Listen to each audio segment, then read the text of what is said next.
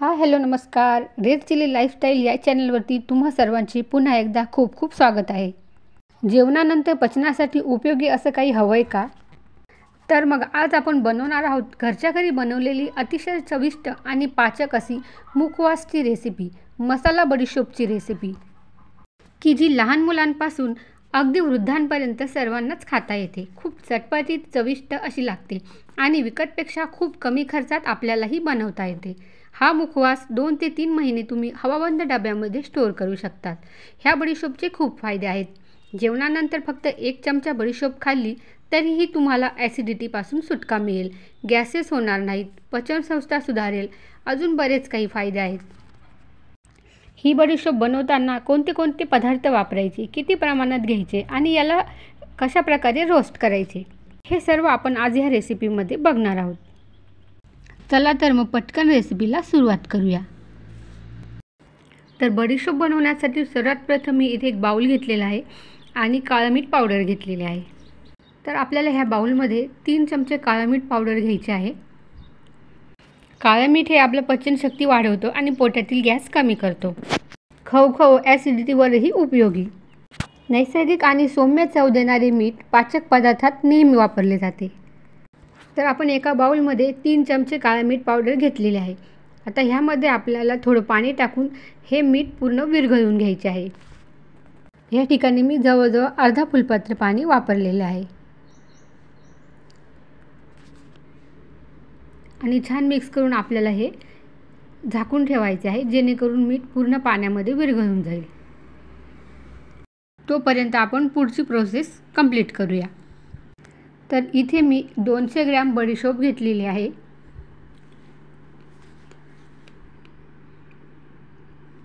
बडीशोप आपल्याला सर्व स्वच्छ करून घ्यायची आहे. त्यामध्ये खडा माती वगैरे काही असेल तर पूर्ण छान अशी निवडून घ्यायची आहे. बडीशोप पचनासाठी अतिशय उत्तम असते. गॅस, अपचन आणि जळजळ कमी करते, तोंडाला चव आणते आणि ताजेपणा देते. तोंडाच्या दुर्गंधीसाठीही उपयोगी अशी बहुगुणी अशी बडीशोप आपण सर्वात प्रथम पूर्ण साफ करून घेणार आहोत. तुम्हाला माझे व्हिडिओ आवडत असतील तर लाईक शेअर नक्की करत जा आणि चॅनलवरती नवीन असाल आणि चॅनलला अजूनही सबस्क्राईब केलं नसेल तर चॅनलला सबस्क्राईब जरूर करा. आता इथे सर्व बडीशोप आपण स्वच्छ निवडून घेतलेली आहे. आता आपण एका स्वच्छ कापडावरती ती टाकून पुसून घेणार आहोत,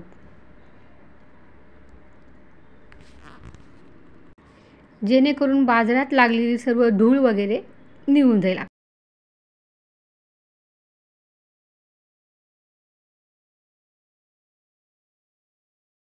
तर इथे सर्व बडीशोप आपण कपड्यावरती पुसून घेतलेले आहे. त्यानंतर तुम्ही बघू शकता बडीशोप पूर्ण स्वच्छ झालेली आहे आणि पांढरा शुभ्र असणारा असा कपडाही थोडा मळकट झालेला आहे. सर्व धूळ त्याला चिटकलेली आहे. त्यानंतर सर्व बडीशोप आपण एका ताटात घेतलेली आहे आणि पूर्ण पाकडून घेणार आहोत, जेणेकरून काडी कचरा असेल तोही निघून जाईल.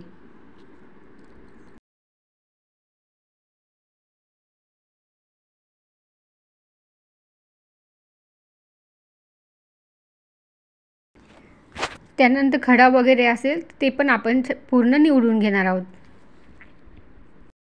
आता इथे आपली बडीशोप पूर्ण स्वच्छ झालेली आहे. आता आपण ती एका बाउलमध्ये काढून घेऊया.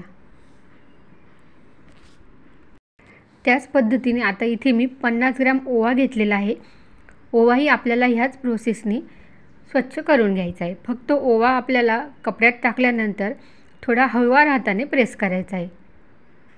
जास्त जोरात केलं तर ओव्याचा वास त्याला लागू शकतो, कमी होऊ शकतो.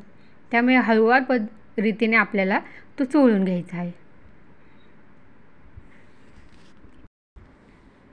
इथे बडीशोपप्रमाणेच आपण ओवाही छान स्वच्छ करून घेतलेला आहे. त्यानंतर निवडून घेतलेला आहे. त्यानंतर हा ओवाही आपण एका बाउलमध्ये काढून घेतलेला आहे. आता आपण जे काळ्या मिठाचं पाणी तयार करत ठेवलं होतं ते बघूया. तेही पाणी तयार झालेलं आहे. सर्व काळं मीठ त्यामध्ये मेल्ट झालेलं आहे, पूर्ण विरघळलेलं आहे. आता हे पाणी आपल्याला बडीशोप आणि ओव्यावरती टाकून घ्यायचं आहे आणि सर्व पाणी आपल्याला सर्व बडीशोपवरती छान चोळून घ्यायचं आहे। या पद्धतीने सर्व मिक्स करून घ्यायचं आहे आणि सर्व पाणी आपल्याला बडीशोपला चोळून घ्यायचे आहे। ओव्यावरतीही आपण पाणी टाकलेलं आहे आणि तेही आपल्याला छान मिक्स करून सर्व ओव्याला चोळून घ्यायचे आहे। त्यानंतर आपल्याला हे ओव्हरनाईटसाठी झाकण ठेवून द्यायचे आहे। रात्रभर आपल्याला हे असंच झाकून ठेवायचं आहे, जेणेकरून सर्व पाणी त्यामध्ये मुरेल, मीठही त्यामध्ये मुरेल। आता हे मी रात्रभर असे झाकून ठेवले होते। आता बघूया सकाळी पाणी पूर्णपणे ड्राय झालेलं आहे आणि पूर्ण त्यामध्ये ॲब्झॉर्ब झालेलं आहे। आता आपण ते छान हलवून घेणार आहोत। आता मी इथे गॅसवरती लोखंडी कढई ठेवलेली आहे आणि त्यामध्ये 25 ग्रॅम पांढरे तीळ घेतलेले आहेत। ते आपल्याला मीडियम फ्लेमवरती छान फुटेपर्यंत भाजून घ्यायचे आहेत। पांढरे तीळ हे आपल्या हाडांसाठी खूप उत्तम असे असतात। कॅल्शियम, आयर्न चांगला स्रोत त्यामध्ये असतो। थंडीत उष्णता देते। त्वचा आणि केसांसाठीही तीळ अतिशय उपयुक्त असते। इथे मी सर्व जिन्नस भाजण्याकरता लोखंडी कढईचा वापर केलेला आहे। आता इथे मंद गॅसवरती खरपूस असे तीळ भाजून झालेले आहे। आता त्यामध्ये आपण ओवा टाकणार आहोत आणि ओवा आपण छान भाजून घेणार आहोत। हा ओलसर असा आहे, त्यामुळे सुरुवातीला आपण मोठ्या फ्लेमवरती भाजणार आहोत आणि जसं जसं भाजत जाईल तसं तसं आपण गॅसची फ्लेम कमी करणार आहोत। आता इथे आपला ओवा छान भाजून झालेला आहे। तुम्ही बघू शकता एकदम ड्राय असा झालेला आहे आणि भाजला आहे की नाही आपण थोडंसं दाताखाली चावून चेक करू शकता। आता हा ओवाही आपण एका प्लेटमध्ये काढून घेणार आहोत। आता आपण बडीशोप भाजून घेऊया। बडीशोपही आपल्याला ओव्याप्रमाणेच स्टार्टिंगला फुल गॅसवरती भाजून घ्यायची आहे, कारण ती ओलसर अशी आहे। त्यानंतर जशी जशी भाजत येईल तशी तशी आपण गॅसची फ्लेम कमी करणार आहोत आणि खरपूस अशी बडीशोप आपल्याला भाजून घ्यायची आहे। बडीशोपही आपण इथे छान भाजून घेतलेली आहे।